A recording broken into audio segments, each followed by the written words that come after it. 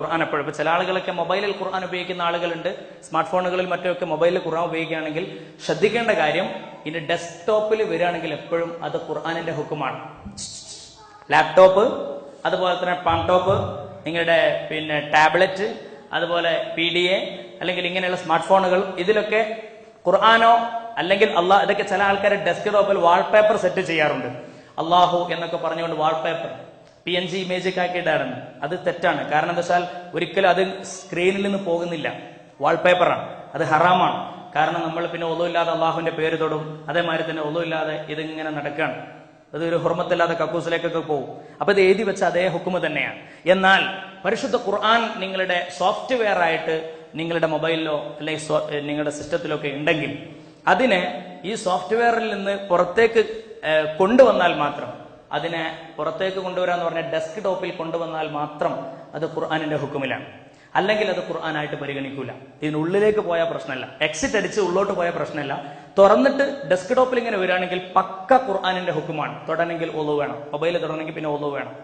അപ്പൊ അതുകൊണ്ട് ശ്രദ്ധിക്കുക. അത് ഏതുപോലെ എന്ന് വെച്ചാൽ നിങ്ങൾക്ക് മനസ്സിലാക്കാൻ വേണ്ടി പറയാം. ഒരു ഹാഫിള് അയാളെ മനസ്സിൽ, ഇപ്പൊ നമ്മുടെയൊക്കെ മനസ്സിൽ ഖുർആൻ ഉണ്ട്. ഹാഫിളിനെ തന്നെ ഉദാഹരണം എടുക്കണ്ട, എന്നാൽ ഖുർആൻ മൊത്തം എന്ന് പറയാൻ വേണ്ടി ഹാഫിളിന് ഉദാഹരണം എടുക്കാൻ. നിങ്ങളുടെയൊക്കെ മനസ്സിൽ ഫാത്തിഹ ഉണ്ട്, നിങ്ങളുടെയൊക്കെ മനസ്സിൽ ഖുൽ ഹുവല്ലാഹു ഉണ്ട്, നിങ്ങളുടെയൊക്കെ മനസ്സിൽ ഖുൽ അൽ കാഫിറൂൻ ഉണ്ട്. ആ സൂറത്ത് നമ്മുടെ മനസ്സിൽ വെച്ചുകൊണ്ട് കക്കൂസിൽ ഇരിക്കുന്നതുകൊണ്ട് കുഴപ്പമില്ല. ഒരു ഹാഫിളിൽ കക്കൂസ് പോകുന്നതുകൊണ്ട് കുഴപ്പമില്ല. പക്ഷേ കക്കൂസിൽ ഇരുന്നുകൊണ്ട് ഫാത്തിഹ ഓതാൻ പാടില്ല, കക്കൂസിൽ ഇരുന്നുകൊണ്ട് ഓതാൻ പാടില്ല. അതേമാതിരി ഇതിന്റെ മെമ്മറിയിൽ കിടക്കുന്നതുകൊണ്ട് കുഴപ്പമില്ല. ഡെസ്ക്ടോപ്പിൽ കൊണ്ടുവന്നാൽ പ്രശ്നമാണ്, ഹറാമാണ്. ഹറാമെന്ന് പറഞ്ഞാൽ അല്ലെങ്കിൽ പിന്നെ ഒളു വേണം, കൃത്യമായിട്ട് ഒളോടുകൂടി തൊട്ട് അത് പിന്നെ എക്സിറ്റ് അടിച്ച് പുറത്ത് കളയണം. വാൾപേപ്പറായി സെറ്റ് ചെയ്യാൻ പാടില്ല. അതുപോലെ റിംഗ് ബാക്ക് ട്യൂണുകളായിട്ടും ഇന്ന് ഖുർആൻ വെക്കുന്ന ആളുകളുണ്ട്. നല്ലതാന്ന് വിചാരിക്കും റമളാനിന്, തെറ്റാണ്. കാരണം അതൊക്കെ വളരെ ഹുർമത്തില്ലാതെ നമ്മൾ ഉപയോഗിക്കും. അതേമാതിരി അതിന്റെ വാക്കുകളുടെ അർത്ഥങ്ങൾ തെറ്റിപ്പോകുന്ന രീതിയിൽ നമ്മൾ അറ്റൻഡ് ചെയ്യും. അതായത് ഇല്ലല്ലദീൻ, അപ്പൊ ലാ ഇലാഹ ഇല്ലല്ലാഹ് എന്ന് പറഞ്ഞാൽ അതിന്റെ അർത്ഥം there is not that big but Allah, ഒരിക്കലും ദൈവമായി അള്ളാഹു അല്ലാതെ ആരുമില്ല. ലാ ഇലാഹ എന്ന് പറഞ്ഞപ്പോ ഫോൺ എടുത്താൽ എന്താ സംഭവിക്കാം? ദൈവമില്ല, ഹലോ അസ്സലാമു അലൈക്കും അല്ലേ? അപ്പൊ ഇല്ലല്ലാഹ് എന്ന് പറയുന്നതിന് മുമ്പാണ് അവൻ അറ്റൻഡ് ചെയ്യുന്നത്. അപ്പൊ ഇങ്ങനെയൊക്കെ പ്രശ്നങ്ങൾ വരും. അപ്പൊ അത് ഹറാമാണ് എന്നാണ് പുതിയ ആലിമീങ്ങളുടെ ഫത്വ. അതുകൊണ്ട് ആ കാര്യങ്ങളൊക്കെ നമ്മൾ ശ്രദ്ധിക്കുക. ജീവിതത്തിൽ പരിശുദ്ധ ഖുർആനോട് നല്ലൊരു ബന്ധം ഉണ്ടാക്കിയെടുക്കുക. മഗ്രിബിന്റെ സമയമായി കഴിഞ്ഞാൽ ഇൻഷാ അല്ലാഹ് ഹബീബായ നബി തങ്ങൾ നമ്മളെ പഠിപ്പിച്ച ഒരു കാര്യമുണ്ട്. തബാറക സൂറത്ത് ഖുർആനിൽ 30 ആയത്തുകളുള്ള സൂറത്താണ്. ഈ സൂറത്ത് നിങ്ങൾ മനഃപ്പാഠമാക്കണം, എന്റെ ഉമ്മത്ത് മനഃപ്പാഠമാക്കണം, ബൈഹാർട്ടാക്കണം എന്ന് ഞാൻ പ്രതീക്ഷിക്കുന്നു.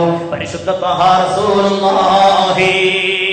അതുകൊണ്ട് നമ്മളത് പഠിക്കുകയും മക്കളെ മനഃപ്പാഠമാക്കിപ്പിക്കുകയും ചെയ്യണം. തബാറക സൂറത്ത് അത് ഓതിയാൽ നാളെ ഖബറിലുള്ള അദാബുകളിൽ നിന്ന് രക്ഷയാണ്. മാത്രമല്ല നമ്മുടെ ചോദ്യങ്ങളിൽ നിന്ന് നാളെ മഹ്ശറിലെ ചോദ്യങ്ങൾക്ക് എളുപ്പമായി കിട്ടും, മരണം എളുപ്പമായി കിട്ടും. തബാറക സൂറത്തിന് വളരെ വലിയ മറ്റൊരു മഹത്വം കൂടിയുണ്ട്. നരകത്തിലേക്ക് പോകാൻ നിൽക്കുന്ന ആളാണെങ്കിൽ അയാളെ അള്ളാഹുവിന്റെ മുമ്പിൽ വെച്ച് തർക്കിച്ച് സ്വർഗത്തിലേക്ക് തബാറക കൊണ്ടുവരുമെന്ന് മുഹമ്മദ് മുസ്തഫ സല്ലല്ലാഹു അലൈഹി വസല്ലം. അതുകൊണ്ട് തബാറക പതിവാക്കണം, മക്കളെ പതിവാക്കിപ്പിക്കണം. 1.